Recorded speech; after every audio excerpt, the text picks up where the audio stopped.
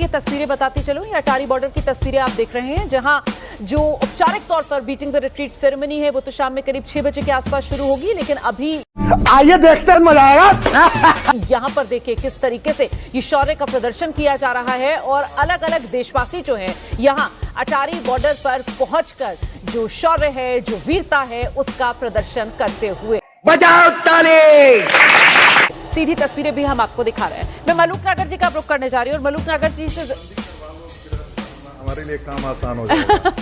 नहीं, आपका काम आसान नहीं करने देना, नहीं करने देना, अपने ऊपर कोई आरोप नहीं लगना। पहले सबसे एक बार बुलवाऊंगी, उसके बाद फिर सबकी जुगलबंदियां शुरू होगी। क्यों, क्या हुई?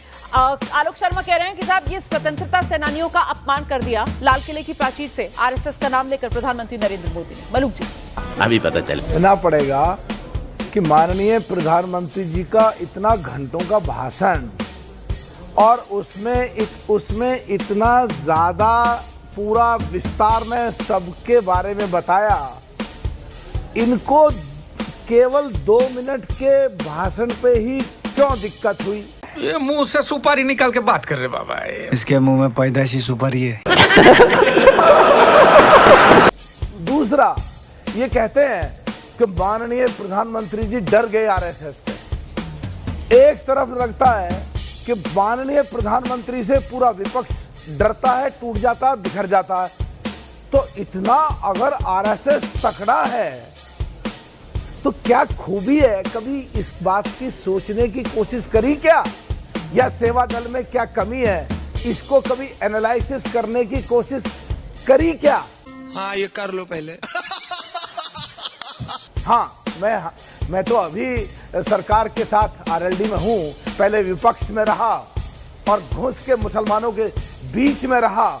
एक बात तो पक्की है कि जो परसेप्शन है आरएसएस का, जो कांग्रेस और उसकी साथी पार्टियां जो अफवाह फैलाती हैं, उसकी वजह से परसेप्शन में कहीं ना कहीं ऐसा है जो देश के सामने बढ़िया तरीके से उनकी उपलब्धियों को लाने की जरूरत है। अरे सुना, ये तो जोक भी मारता है। जैसे पाकिस्तान और हिंदुस्तान की बाउंड्री पे जाएं, वह 29.4% गुजर बकरवाल या गुजर मुसलमान हैं। वह इंद्रेश जी ने उनके लिए इतना गंभीरता से काम करा है, क्योंकि उन गुजर मुसलमानों के लिए मैंने भी बहुत शिद्दत से, बहुत घुस करके पार्लियामेंट में भी, टेलीविजन पे भी उनके बीच में जाके भी फेंको अपनी पूरी शक्ति के साथ फेंको।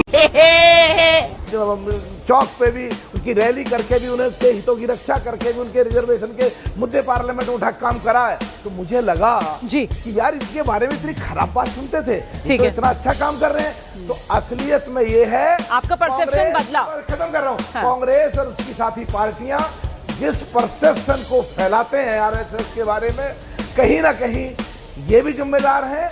और 100% जो इनकी सेवा दल कांग्रेस है, वो जो देश के लिए नहीं काम कर पा रही, उसके लिए भी जिम्मेदार है। ये गिरेबान में झांकें पहले और वास्तविकता पे जाएं और देश के लिए जो जरूरी है उस पे बात करें, राजनीति से अलग हटकर। दलाल दलाल दलाल दलाल। ठीक है, प्रियंका भारती का रुख करते हैं। आरजेडी की प्रवक्ता हमारे साथ मौजूद है। प्रियंका भारती, एक कहावत है कि साहब बद अच्छा बदनाम बुरा। आरएसएस के साथ भी यही मसला है क्या, कि मतलब ऐसा नैरेटिव, एक झूठा प्रोपेगेंडा आरएसएस के साथ ऐसे चस्पा कर दिया गया है और विपक्ष यही अभी भी काम कर रहा है, आरएसएस को बदनाम करो। उफ, उफ, उफ, उफ। जो खुद बदनाम हो, उसे कोई क्या बदनाम करे। लेकिन क्योंकि उन्होंने एनजीओ कहा है मोदी जी ने, तो एक स्टेटमेंट है मोदी जी का 22 फरवरी 2016 का, जहां वो कहते हैं कि मोदी को डी-फेम और गवर्नमेंट को डीस्टेबलाइज करने वाले एनजीओज हैं। तो आज एनजीओ किसको कहा गया और कह करके आरएसएस को छोटा बनाया, जो अच्छी बात है। अभी मजा आएगा ना भिड़ो, क्योंकि ये संगठन उसी लायक है। 52 साल तक तिरंगा नहीं फहराया, तिरंगे से बड़ी दिक्कत है, इसलिए माथे पर तिरंगा सजा करके आई हूँ। और अशोक चक्र से दिक्कत है, उसको दिल में बिठा करके आई हूँ। और आप कहते हैं परसेप्शन और झूठे नैरेटिव्स, इसलिए सबूत भी लेकर के आई हूँ। ये है बंच ऑफ थॉट्स की कॉपी। पन्ना नंबर कहिएगा तो पेज नंबर है 188, जहां पर गोलवलकर खुद लिखते हैं, अरे बाप रे, ये तो धोती खोल रहा है। कि जो भारत का तिरंगा है वो इमिटेटिंग है, ड्रिफ्टिंग है, मतलब हमने कॉपी किया है, उसमें हमारा कुछ नहीं है। आगे जाकर के लिखते हैं संविधान के बारे में, इस संविधान में भी हमारा कुछ नहीं है, सिर्फ कॉपी किया गया है अलग अलग देशों से।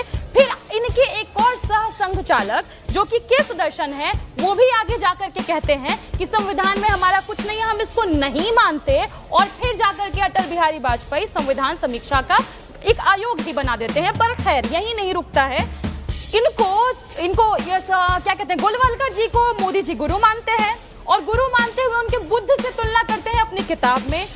आपकी औकात बता रहा हूँ सर, बुरा नहीं मानना सर।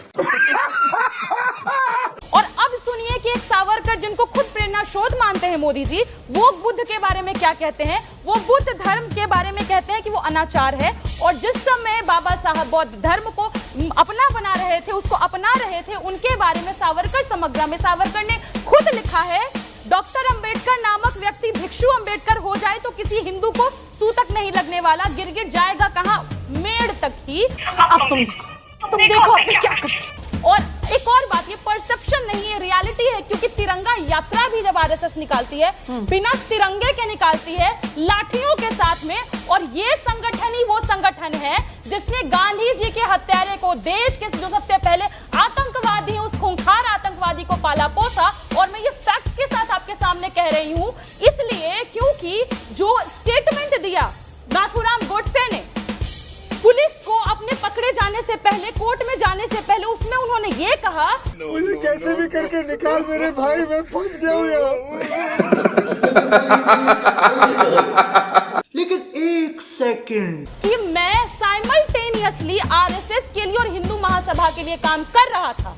तो इस व्यक्ति को किन्होंने पाला पोसा, तो बापू के हत्यारे की जिम्मेदार तो ये लोग हैं। और आरएसएस पर सिर्फ ये आरोप नहीं है, वैसे उस जिम्मेदारी से मुक्त कोर्ट ने भी किया और उस जिम्मेदारी से मुक्त सरदार पटेल ने भी किया, क्योंकि यहाँ पर इतने इतिहास के पन्ने आप पलट रहे हैं। सरदार पटेल ने अपने पत्र में ये लिखा कि जिस बापू की हत्या सिर्फ यूं ही नहीं हुई, देश में इतना विषाक्त माहौल बनाने वाले जिम्मेदार संगठन का नाम आरएसएस है।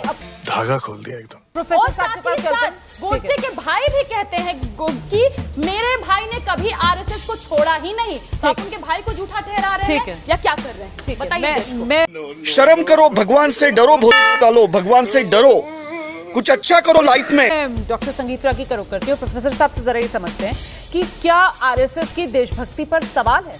ये तो इतिहास के कटघरे में यहाँ पर आपने सुना कैसे खड़ा कर दिया आरएसएस को। प्रोफेसर साहब निकल पहली फुर्सत में निकल।